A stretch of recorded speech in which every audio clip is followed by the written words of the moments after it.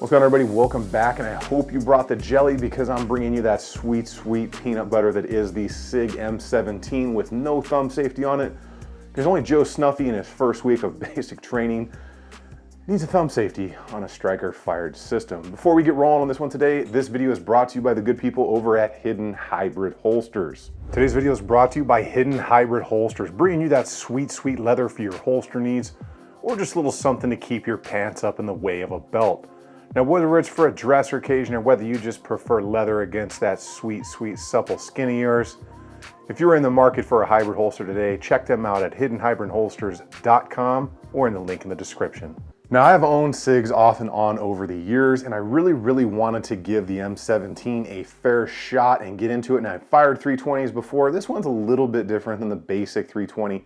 Wasn't overly impressed initially, so I really wanted to give this one a solid fighting chance compared to everything else that I own and that I've played with over the years, because SIG is a different animal than some other things. Some of that has to do with the bore axis, different trigger, and everything that goes into building a different striker-fired pistol to kind of get yourself away from what everybody else is doing. Now, that being said, I used to have this old boss, and he always said that SIG made a great $500 pistol for 800 bucks. Now, as funny as that is, SIG really does make a good setup, and I have to say, I'm a little bit surprised by the M17, both in the familiarity, how easy it was to run, and kind of just how easy it was to just, immediately transition into with magazine exchanges and running drills with this thing. Because being that I wanted to give this thing a really good go, I went out and did what everyone should do, and that is train like you mean it with your setup and really put it through the paces of what you can do and what your skill level is. So let's check out some of that range footage.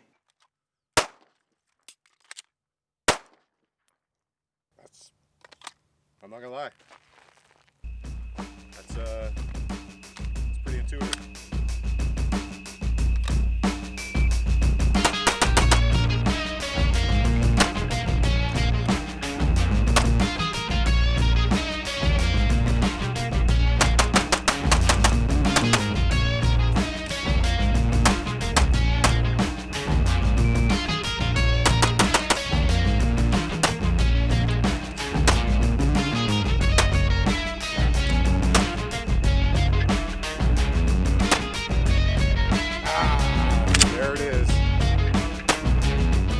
Too fast. So this thing performed very well out there. I did notice a couple of weird things. One, that recoil impulse, being that it's a higher bore axis, was a little bit weird at first because it's been a while since I've fired something like this. And then dry fired, I noticed something kind of weird with the slide that we'll get into in a little bit that I didn't know was just how they are in all 320 series. But it was definitely weird when I first started doing some dry fire practice at home before I actually got it out to the range. So if you've been living under a rock or you don't know, the Sig M17, the military version with the safety, was what won Big Army's new modular handgun contract. And I gotta say, I can kind of see why. The modularity of this thing is absolutely awesome. It is a solid striker-fired platform. There are no glaring issues at this time with the 320 series, although they did have a trigger issue that they just settled a lawsuit on and did some changes to ensure that this thing was 100% drop safe. So love it or hate it, the Sig M17 is the new modular sidearm for Big Army. And I'm really curious to know what you think down in the comments on whether you like the Sig 320s or not and why. But honestly, after running this thing for a while and, putting a different grip on there because of how it's designed, you can easily change grips on it if you don't know about the modularity of the 320. I can really see why people do like the 320 series quite a bit. So we're gonna go ahead and get into this M17 here, and I'm gonna go over all the specs with you. I'm gonna go over the trigger with you and kind of show you how it works and how it's different from other systems out there in the world. But first, I need you to do all of those things, and those things are definitely subscribe to the channel, like the video if you're into the SIG or any other stuff that's going on here, and then make sure you turn that bell notification icon on. We'll then kind of transition into my personal thoughts on it, and if I think Big Army and the military did the right thing going with the 320 platform. We're gonna go ahead and check this thing out right now. All right, let's go ahead and take a look at the big stick of peanut butter right here. That is the Sig M17 without the thumb safety on it. So we'll get into all the specs, but let's just take a quick overall look at this thing. So obviously it's in that, flat dark earth color.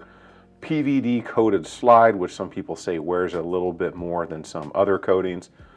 Do have that single-sided mag release there. You do have an ambidextrous slide stop. You have the optic plate up here. This one is set for the Delta Point Pro and the, I think, new Sig Romeo Pro. And that rear sight is actually attached to that plate, comes off with it. It is a night sight setup, not bad at all, and they work well. The iron sights on here obviously do work well. Takedown button, which is standard for the SIGs, and then you have that standard SIG trigger. You do have that 3 sections of 1913 Picatinny rail up front, and the ability to go from frame to frame to frame, which is definitely a very cool option because that's how these things are. So let's talk about the basic specs on here. The M17 version will come with 2 of these 21 round big boys right here, which are a heck of a lot of fun out there. And then you will get a standard 17 rounder, just like this one right here. I know some of them right now, because of how everything is going, you're only getting the 1 mag and they're going to send you the other 2. But this one luckily came with all of them, so I was definitely happy about that. So otherwise, the basic specs on here, we know this is a 9mm setup here. It's 8 inches long here. That's pretty long, but it's a full-size gun. We know that. We could expect that. The overall width of this bad boy is going to be 1.6 inches, and the height, okay, is going to be 5.5. Barrel length on it is 4.7. Weight on it is 29.6. That sight radius is 6.6 inches, which is, that's a healthy sight radius. Obviously striker fired, so it's a solid setup. Like I said, you can do whatever you want with the frames on it, change them from color to color. It is a carbon steel barrel, a stainless steel frame. It's got all the basic stuff you would expect out of a SIG. So the takedown on this, which is one of the selling points for a lot of people, is a little different. You're gonna lock it back, make sure she is cleared out like we know that it is. You're gonna flip your switch down here.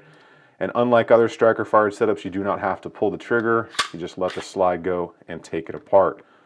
Going to come apart like a lot of other striker fired stuff. Take that recoil guide rod and spring out, and you'll be able to drop that barrel right out. So doing good. I don't see any undue wear or anything that I would not see in any other striker fired system that we are used to seeing. I will go ahead and throw this back together, and we will take a look into the frame.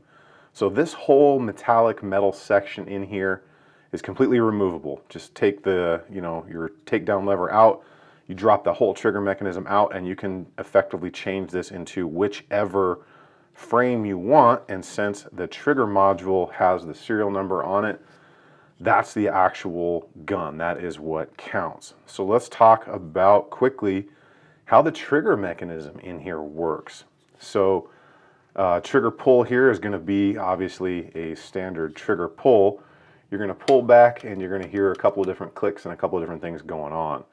So you're going to see a couple of different levers right here. This one right here is actually going to be what relieves the striker block safety, which is that thin blade right here that this punch tool is on that you can see moving up and down, and that allows the striker right here to move forward like that.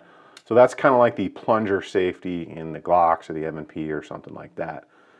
You will also see there's a different divot up here in the slide on the newer versions of 320s, and that is going to be for this piece right here, which is basically your disconnector. So as you pull the trigger, this goes up, it disengages the striker safety, and you'll see very slight movement back here on that sear edge as it goes down. So again, watch this part right here.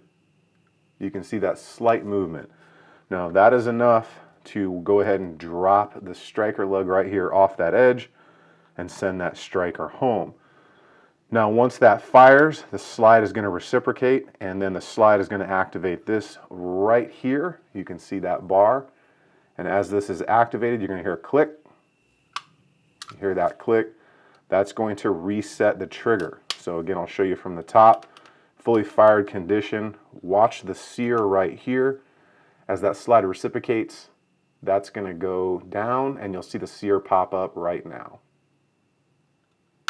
It's a little slight movement.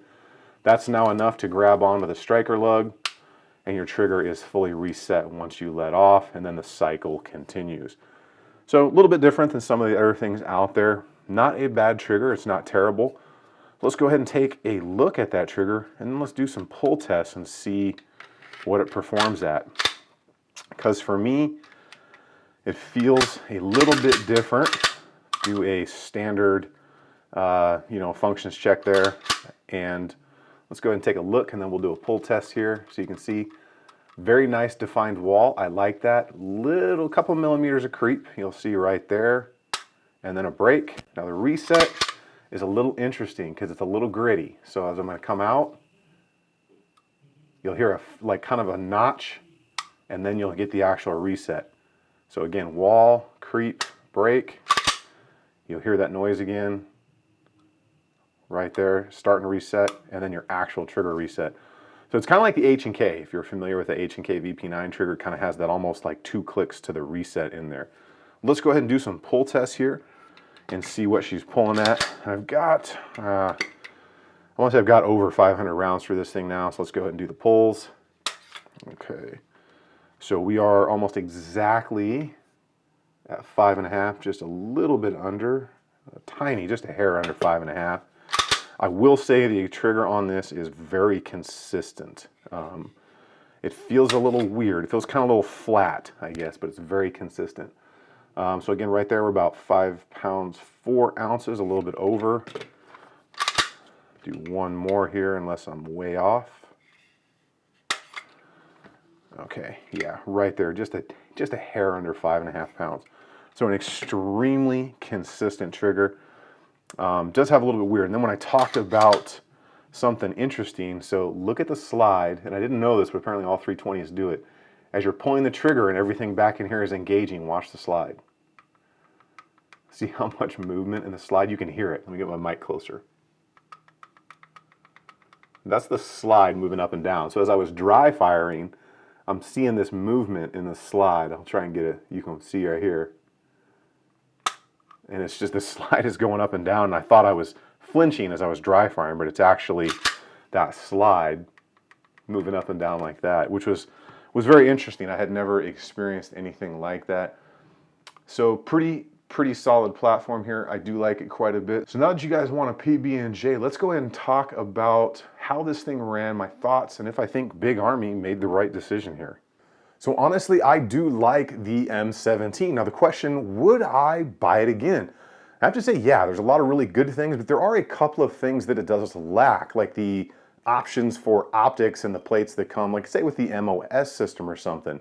Now this one specifically is the Delta Point Pro, and I think the new Romeo Pro, whatever it is, optic on there, fits on there as well. Now that can be a little bit of buzzkill because you'd have to buy an aftermarket plate to run, say, like an RMR. Even though some of those options are left to the aftermarket world, there is a lot of really good stuff on this pistol.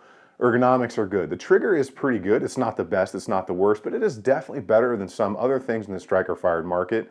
And let's just face it, having those big 21 round sticks is absolutely awesome because it just gives you more 2A PEZ to dispense out there on the range. The aftermarket support for the SIG stuff is definitely growing faster and faster. There are companies doing slides and triggers and all that stuff for them. Now, if that is your thing, SIG did fix that little bit of a trigger problem that they had with kind of redesigning the disconnector and stuff in there, changing up the slide a little bit, which did, some people say, take away from how that trigger did feel on the original versions and made it kind of not as good. I don't own an original 320, so I really can't speak to that personally. Now the question I always had to ask was, is this the right choice? Did the military make the right choice? Did the Army make the right choice? I have to say yeah, because you have to think about the military. They have to find one to service and put in service with everybody, people of different sizes, people of different strengths, people of different skills. And the ability of the M17 to be modular with the grips and all that stuff, to have that optics platform, to have the safety that is a military requirement, I think that was a solid choice. And I kind of came to that, and the more and more I shot it, the more and more I did start to like this thing. The trigger got a little bit better after the first couple hundred rounds. Still not the best, but I do really think it was a solid choice for what the military was looking for. And the big ones for that are the safety, the modularity, the cost, and the serviceability of it. Pretty easy to service as compared to some other things. The cost was definitely cheaper than, say, like going with the 92 Berettas again, because they're a little bit more of an expensive platform. And then Sig, I'm sure, gave them a really, really nice deal to outfit the entire army with, and I'm sure that will continue. Now, I did buy this with my own money, and I would say I would have no problem buying it again. I really do like the way it shoots. I like the way it reacts out there on the range, although the recoil, like I said, was a little weird. So as I was shooting this, being that it has that high bore axis, it didn't just feel like kind of a snap. It almost felt kind of like a roll was kind of going through my arms as I was shooting it, because of how that recoil impulse was different than, say, like my 1911s or Glocks or M&Ps or something.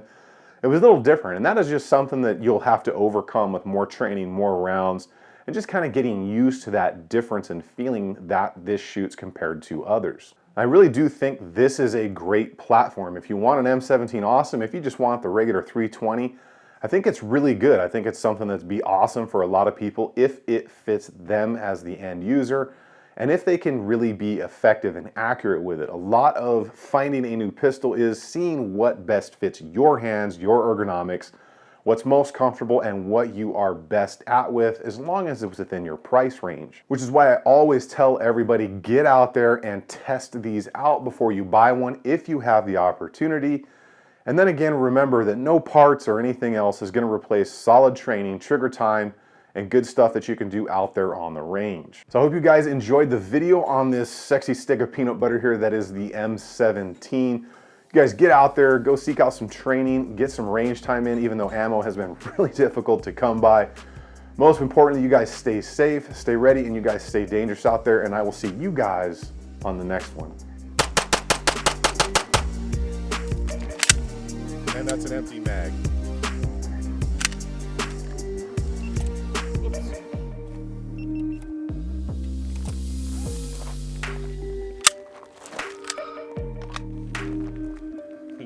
Oh no, you suck again. No, that's it. I don't care. That's plenty of rounds, dude. Ah, there it is.